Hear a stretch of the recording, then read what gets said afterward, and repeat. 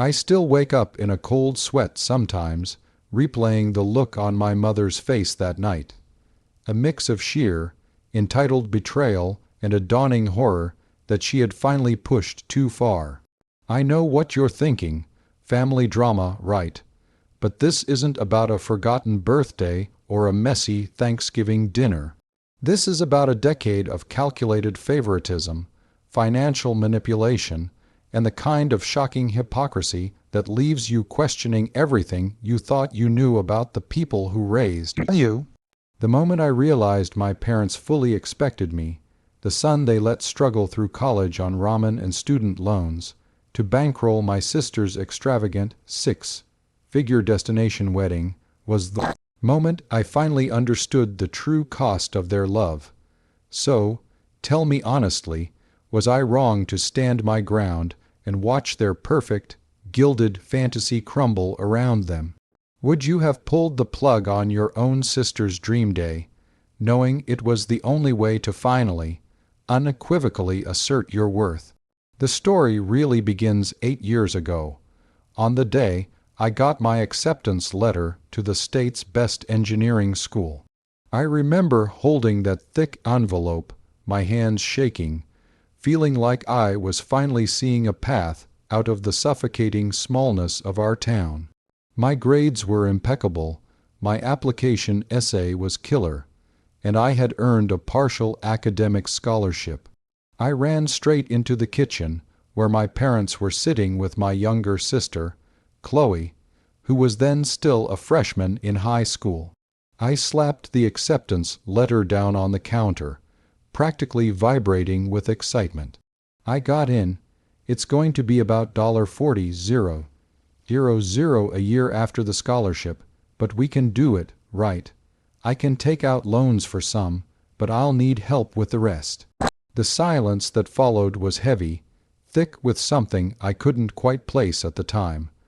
My father, a successful regional manager for a logistics company, cleared his throat and avoided my eyes. "Son," he started, his tone clipped and overly formal, "your mother and I have talked about this. We're very proud of you, truly, but 4 years of that kind of tuition, it's just fiscally irresponsible. We simply can't justify the expense." My heart sank like a stone in cold water.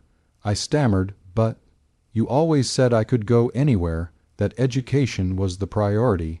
I worked so hard for this." My mother, bless her practical, controlling heart, cut in with a saccharine smile. "And you did, sweetie, but we need to be realistic about the family's overall financial health. Chloe, you know, she's going to need a good foundation for her future. She's interested in liberal arts, maybe something in fashion. That's a private school education, a networking education." Chloe just stared blankly at her phone, not looking up, already accustomed to the unspoken rule that her future was the only one that mattered. My parents offered me a compromise, the local community college, or they would pay for vocational training. Nothing more. It was a clear, brutal message. My ambition was a burden, and their resources were reserved for their princess. I was devastated, but I was also 18, furious, and stubborn. I took the acceptance letter, went back to my room, and decided right then and there that if they wouldn't build my future, I would build it myself. I deferred my acceptance for a year, worked 2 minimum wage jobs, saved every penny, and took out the maximum unsubsidized and private student loans I could possibly qualify for. I ended up getting my degree, but it came at a price I'm still paying. 6 years of constant stress, working night shifts, taking summer classes to graduate early, and walking across that stage with a piece of paper that represented not a gift, but a monumental debt, earned through sheer, painful self-reliance. I didn't hold a grudge, not at first. I told myself that they did what they thought was best. Fast forward to the present day. I am now 26. Through a combination of insane hours and a bit of luck, I landed a high-paying, demanding job at a burgeoning tech firm. My debt is still there, but it's manageable, and I have a healthy six-figure salary and a solid portfolio. My parents, suddenly, became very interested in me again. Phone calls were no longer about checking in, but about subtle and not so subtle, bragging about my success to their friends. My son, the engineer, they'd crow. Chloe, meanwhile, graduated from a very expensive private art school they happily bankrolled, and now works part-time as a social media consultant. A job that, let's be generous, doesn't quite cover the rent on her trendy apartment. Her main focus, however, was her fiancé, Mason, a nice guy from an extremely wealthy family who was about as ambitious as a sloth in molasses. The engagement was announced with great fanfare, a massive diamond, a society announcement, and a wedding plan that could fund a small country. My mother, in particular, was ecstatic. This marriage was her ultimate social coup, the final piece in her perfect, high-society puzzle.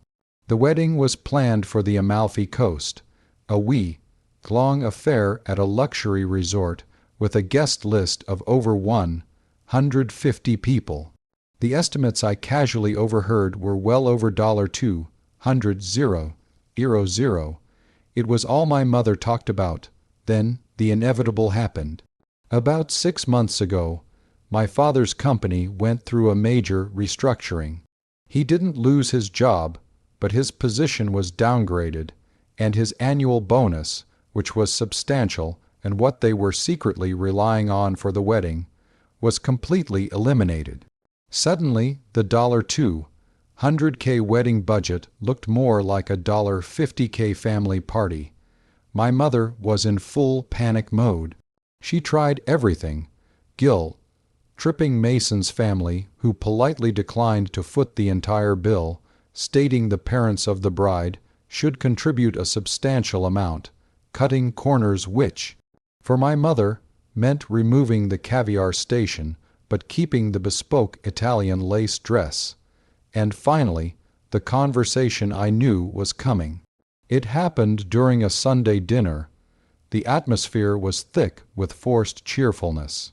After my mother spent 20 minutes lamenting the rising cost of flowers in Italy, my father cleared his throat, looking directly at me with that same formal, avoiding gaze from 8 years ago. "Son," he said, "we need to talk about the wedding. As you know, the business climate has been challenging. We are a little short of where we need to be to give Chloe the beautiful day she deserves." Chloe was dramatically wiping a tear that wasn't there. "I know how well you're doing now, and we're so proud of the sacrifices you made to get where you are. And as a family, we need to support each other. Your sister's wedding is the biggest day of her life. We were hoping, and please, think of this as an investment in family unity, that you could cover the deficit. It would be a significant contribution to your sister's future happiness." I swallowed the laughter that threatened to bubble up and choke me. The deficit was about $120,000. My parents, who refused to co-sign a student loan that would have changed my life, were now asking me to write a six-figure check to fund a destination wedding for a sister who barely acknowledged my existence outside of a holiday card. My blood felt cold and hot at the same time. I looked at my mother, whose eyes were wide and expectant, already picturing the perfect, stress-free Amalfi wedding. I looked at my father, who was still unable to meet my gaze, and I looked at Chloe, who finally put her phone down and gave me a smile that was truly heartbreaking in its naked entitlement. She truly, genuinely expected me to say yes, so that's the situation I was in. The successful engineer, the financial golden boy, was suddenly the family ATM. They had sacrificed my future for hers, and now that my hard-won success made their sacrifice of me look foolish, they expected me to erase the consequences of their choices. I was staring down the barrel of a $120,000 request, money that could pay off the last of my loans, be a massive down payment on a house, or give me true financial freedom. Before I tell you what happened next, I want you to pause and comment below what you would have done in my shoes. Would you have caved for the sake of family unity and bought your sister her dream wedding? Or would you have finally drawn a line in the sand, knowing it would cause an explosion that would redefine your relationship with your entire family? Seriously, what would you have done? I took a long, slow breath, tasting the metallic tang of righteous anger in the back of my throat. My voice was calm, almost unnervingly so.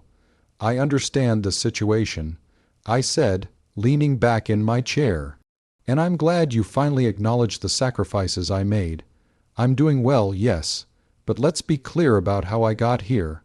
I got here by working 2 jobs while going to your state school and graduating with $80,000 in student debt that I took on entirely by myself because the family simply couldn't justify the expense. My mother flushed crimson. My father shifted uncomfortably. Son, we're not talking about that now. We're talking about Chloe's wedding. I know what we're talking about, Dad, and I'm making a comparison. 8 years ago, I asked for a fraction of that $120,000 to invest in the foundation of my professional life. You deemed it fiscally irresponsible and chose to use the family's resources for Chloe's foundation. Her expensive private high school and her luxury art college tuition, which, let's not forget, you paid for entirely without her having to take out a single loan. I paused, letting the weight of my words settle. You taught me a very valuable lesson back then, the importance of financial independence and making responsible, self-serving choices, and I learned it well. So, thank you for that lesson. I wouldn't be in a position to even consider this request otherwise. Chloe finally spoke, her voice wobbling with genuine distress. But my name, this is my wedding. It's unfair to bring up old things just to ruin my happiness. Unfair. I repeated, a dangerous edge in my tone. It was unfair for me to eat instant noodles for 4 years while you were going on spring break trips that *I* could have afforded if I hadn't been financially cut off. It was unfair for me to start my life with a 5-figure anchor around my neck, while you started yours with a clean slate and a degree that cost more than my first 2 years of salary combined. I am not ruining your happiness, Chloe. You and our parents are facing the natural consequence of a choice they made a decade ago. A choice that taught me that their support is conditional and entirely dependent on who they favor at the moment. And then I delivered the punchline. The answer is no. I will not be funding the deficit. I will not be your last-minute bank. I will, however, give you a check for $500, which is the traditional gift I'd give to a sibling who had a reasonable wedding. You can use it to maybe upgrade the wine package from the house white to something a little nicer. And that's all I'm willing to contribute. The silence this time was truly deafening. My mother stood up, her face contorted in a mask of pure fury. How dare you?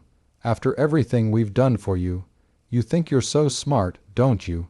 You're ruining your sister's dream. You are no son of mine if you do this. My father just stared at the table, massaging his temples. I'm not ruining anything, Mom. I'm simply refusing to participate in the charade. Your choices created this situation, and you need to live with the consequences of your financial priorities. You told me my ambition was a burden. Well, my success is now unaffordable for you. I got up, placed the $500 check on the table, a humiliatingly small amount given the context, and walked out. The aftermath was exactly what you'd expect. My mother called me every name in the book. There were screaming matches and weeks of icy silence. The biggest consequence, however, was for Chloe. Mason's family, who had offered to match a reasonable parental contribution, backed out of the large part of their commitment when it became clear my parents were basically broke and expected wealthy in-laws to foot the bill for their daughter's lavish taste. The Amalfi wedding was canceled. Not postponed, canceled.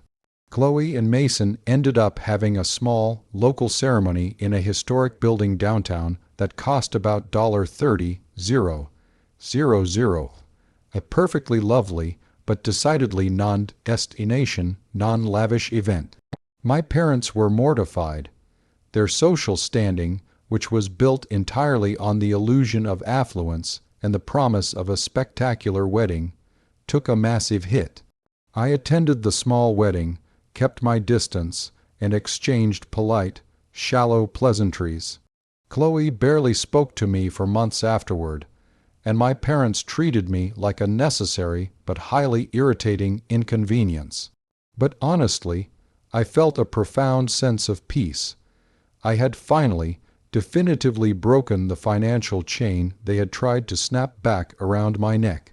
I realized that my $500 check and the brutal honesty that came with it was the best investment I ever made, an investment in my own self-respect and freedom. It forced my parents to confront the real-world consequences of their extreme favoritism, and it taught Chloe that her life isn't a guaranteed, gilded path paid for by others. It was a painful ending to one chapter, but it was the start of my own, truly independent life. So that's the whole, messy, shocking story. It's hard to reconcile the parents who taught me right from wrong with the people who would use me this way. But sometimes you have to choose yourself over the toxic expectations of family. I chose myself, and I don't regret it for a second. Like this video if you were on my side and think they finally got a taste of their own medicine. Subscribe for more stories like this where I unpack the most outrageous and unbelievable things people have shared. And please, share your final thoughts on this whole mess in the comments section below. I'm genuinely curious to know what you think the true cost of their favoritism was. I'll see you all in the next story.